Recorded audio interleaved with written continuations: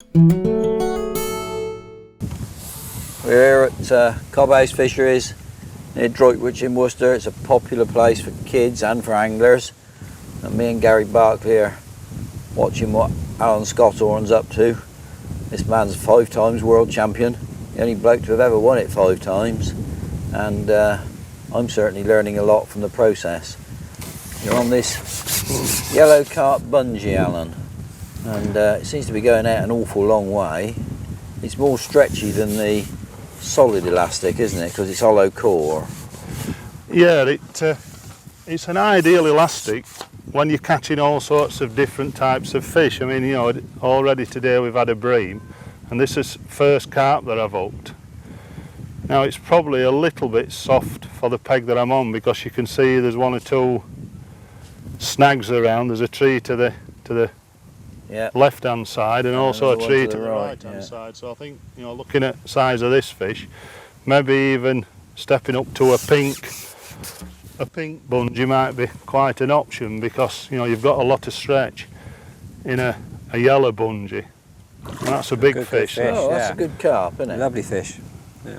So we've already realised that there's 1 or 2 bigger fish in this lake. Now the beauty of this type elastic, if you do hook a big fish like this and it does tear off, you've got plenty of elastic to actually play the fish. Right. Now this one's been quite good. It stopped in between trees and gave me a chance to land it pretty easily, to be honest, unless it suddenly wakens up. But you know, gone are the days of playing as fish with the pole stuck up in the air. Because we've got this type of elastic, we can shorten down with a puller kit, shorten the elastic very easily, and bring the fish in within netting range. I mean, today we're not fishing a match. I can take my time with this fish. Okay. You know, and it's a big fish. Yeah, lovely fish. And by tightening down the elastic, Alan, you've changed it from a 10-12 elastic to a 16-18, anyway, reducing the stretch. It's now powerful enough to land this fish, because obviously I've shortened it down by quite a considerable amount. Lovely. That's a lovely fish. Well done. Lovely fish. So that's a real good start, and a real good test for the elastic and landing net pole and everything come to that. Lovely condition, Alan, as well. Yeah, fantastic fish.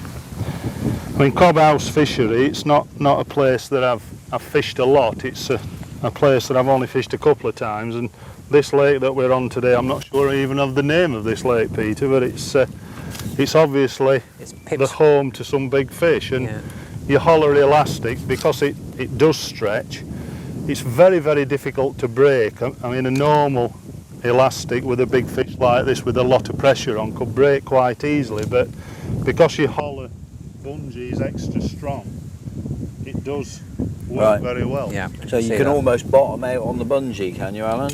You can certainly bottom it out, yeah, but it'd go a long way. Okay. I mean, a yellow bungee would probably stretch, I don't know, probably nearly 1.5 width of this canal type lake. What's the difference in elongation between? Can you hold that up actually? I maybe can. Because it's a corking fish. Yeah. It is a corking fish. And they're lovely colours. Look at that. Well, then I can pick that up quite easily. Yeah, it seems quite well behaved. Look at that. Lovely. Belting fish. Yeah. You know, and dealt with on really quite a light elastic. I mean, I've hooked a bream previous to that, about probably £3, and, you know, got probably 4 or 5 footer elastic out on that fish as well. The beauty of the hollow elastic is that you don't rip the hooks out. It's got, because of the stretch, you can land all sizes of fish on the same kit. So if you're on the stronger pink elastic, you'd miss more bites from small fish, would you, Alan? Or you'd pull the hook out of small fish, I think, you know, anywhere where you've got sort of snags like this, you know, your pink type bungee's just quite a bit thicker. You've got more power in it. You've got more ability to stop fish running into snags and things. I mean, it's this type of elastic. There is a downside to that, is there, compared to the yellow? No, not where the bigger fish are. It works brilliant. There's no doubt. But for fish sort of £3 to £5, I'd probably go for the yellow every time, unless I'm fishing down the edge. Because usually when you're fishing down the edges of a lake, you can target the bigger fish. Right. You can usually fish with quite robust equipment as well, because you're fishing near to the bank and you can put your bait right to the bank side, so you can usually fish quite a bit heavier line than what you can in open water. Right. But if you're bagging up on lots of different size fish, you're catching roach and rudd and skimmer bream and the odd carp. Yeah. Is there a factor there that you'll miss more bites or you'll bump more fish? No, I think heavier you've certainly bumped more fish with this, this size of elastic. Okay. But the yellow bungee, because it is very soft. I mean, I don't tighten my elastics up. I set them so that they just return inside the pole. So it's a soft. When you lift, it's nice and soft to the fish. So you bump very, very few fish. Okay.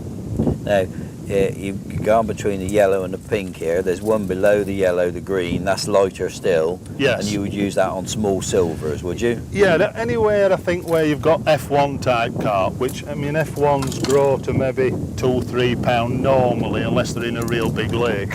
So your F1 type carp, the green bungee is a real good happy medium, because it's capable of landing the odd bigger rogue carp. But of course, for the F1s, it's subtle enough not to pull hook out. Bearing in mind, for F1s, normally we're fishing 010, 011 hook lengths. Yeah. Today I've rigged up with 018 direct. So, a big fish like that, it'd have to either snag me or bottom me out on a run, to break the line, really. So most of your fishing is either on the green, the yellow or the pink? Yes. Yeah. Yes, it's very rare I step up to the red. Again, the red, I'd have to be fishing against snags, something like, these whip type snags where the fish go straight into them, something I could really be aggressive with. Okay, right, got it. And you're the same, are you, Gary? You use very those much three so. 90% of your time? Again, I'm the same with Alan. I use the yellow pink mostly for my carp fishing, with the red down the edge when I'm expecting double figure fish, or when you're fishing against rushes or somewhere you need to hook where and they hold can and actually pull them go away. into it. Yeah, very much so. So you really choose the elastic to the situation you're faced with, and so that's the key. But the soft elastic, the less fish you'll bump, and with a what puller do you system. reckon? How much more does it stretch out, elongate than solid elastic? By a long, I haven't got the measurements, but it's much better system. Maybe even as much as twice as much. Really, You've got a lot to stretch. Okay. Yeah. With all these bungee type elastics, the main thing also is to look after them as well. And I think we can cover a little bit about looking after bungee elastics. I mean, they're quite expensive to buy, and if you just put your elastic in the pole and just leave it in, it's not going to last so long. And there's ways and means of making the elastic last. Okay. Natural latex is a very difficult material to handle, and to produce it extruded like that in that fine hollow core is technically very difficult, and that's what gives it its high price. As this stuff is expensive, Alan, what do you do to look after it and maintain it in good condition? Well, there's several things actually, but probably the main one, I mean, when I first started using this elastic, I didn't used to use any treatment on it, because the solid elastic, I've always just wet it in the water. Right. But of course, with this type of elastic, it does wear pretty quick, and it starts to crack behind where you connect onto it, and starts to wear pretty quickly if you don't look after it. And the main thing to do is to treat the elastic with a lubricant. Okay. And once the elastic is coated in a lubricant, it doesn't rub on the pole the same, it doesn't wear the same at all. Right, okay. Now that's our slick material. It is very peculiar stuff, but it seems to do the job quite well. But it's right there at the tip of the pole that most wear takes place, is it? Yeah, I've got another top kit here, so we'll just have a look. What I do before I start a session is I just take the pole apart. I mean, I've got a PTFE bush in a cone there right on the joint. Okay. Which helps the elastic to work well. And all I do, I just separate the pole and spray about 5 or 6 times down the pole top and put the pole back together. Okay. And of course, by doing that, you're just running the lubricant down the full length of the top. You can see it start to drip out of where the connector is. And of course, that's coated it all up. So now the elastic, exactly where it's going to wear around this point, it's all coated, so the elastic now works perfectly well. Yeah. returns back inside the pole every time. You don't have any elastic hanging out. With Even this when type it's of not very under much tension, it goes all back in there easy. Yeah, it does. I mean, if it does start to dry a little bit, you can just again wet the pole top in the water, and it seems to pick the slick up again, and it starts to work again. Okay, right. Now you got a PTFE bush, an internal one, both there and at the joint of the first and second section. Yeah, I've got a PTFE bush. Centrally located. Yeah, so the elastic's kept away from the sides of the pole. Right. And then the PTFE bush right at the tip of the pole then is an extra long natural PTFE bush that... Yeah. They're 30 millimetres long, them bushes. So you've got a great big slick internal portion right at the tip section there. Yeah, they do work particularly well because you want your elastic to be not hanging out at all, and of course the more PTFE you have here, then the better the elastic works. Okay. And I must say, since I've started using the slick and also the longer PTFE bushes, the elastic that I've used has worked really, really well for me.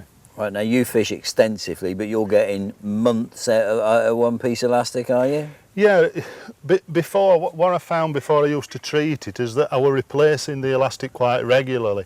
And now, you know, you'll get, I mean, I fish, you know, a particularly large amount, and you'll get probably, you know, 5 or 6 months of my type of fishing out of a length of elastic, as long as you treat it up every time and look after it. Is yours lasting that long as well, Yeah, is it, Gary? very, very much so. And I find when you coat it with slick, it actually coats the elastic, so it protects them from UV and all sorts of other, so the latex doesn't break down so quickly because you've actually got a coating on it. Yeah, so it's a UV barrier. is public enemy number one very to much natural so. latex. It does deteriorate it, so you don't want it exposed to sunlight. And that's particularly important, isn't it, as far as leaving it in your racks is concerned. Yeah, I mean, we don't see a lot of sun in this country, particularly this year, but when we go abroad, I mean, you know, the elastic itself must not be left hanging out of the pole because, you know, abroad the sun is particularly strong, and occasionally we do see it in England where we get some, I mean, today we've got some strong sunlight. So the elastic needs to be inside the pole. So when you're actually storing the pole tops, instead of what a lot of anglers do, they just tend to hook up at the base of the number 3 or number 2 section of the pole. Right, leaving about a metre of elastic out. So all that elastic is going to be out in the sun. Now we've got... Course, if you've coated that with a preservative or a slick agent, then that will dry out and sort of coagulate in the sun, won't it? So you've made it worse, not better. It certainly doesn't help it. And of course you have to wet it up then to get it to reactivate. Right. Now we've got a fantastic little piece of kit that fits on to the middle of the sections, just a rubber ring as a hook up that you can actually hook the hook onto. So you can actually store the elastic inside the pole. I mean, you can just see I have a little bit hanging out there. By just adjusting the hook up, just that fraction, I can reduce the amount of elastic that's on show to the sun. Right. So just a very, very simple piece of kit that... And that stays permanently in situation on the pole, does it? There's no weight or anything? All the pole tops that I've got, I just have a hook up that's on that pole top all the time, you know, so I can just move it into place, and all of the rig is stored without the elastic hanging out of the end. Yeah, I find them an essential bit of kit, very cheap to buy, but perfect for storing elastics and protecting them from the sunlight. Yeah. So literally the worst thing you can do is stretch the whole lot up, put the hook in the bottom of the section, and have a great big length of elastic out in the sunlight for a prolonged period. Yeah. If you want to spend a lot of money, you can leave it out on show, but if you want to save a lot of money, you know, this piece of kit's vital. Yeah, it's worth its weight in gold. Excellent. Good advice. Thank you very much, Alan.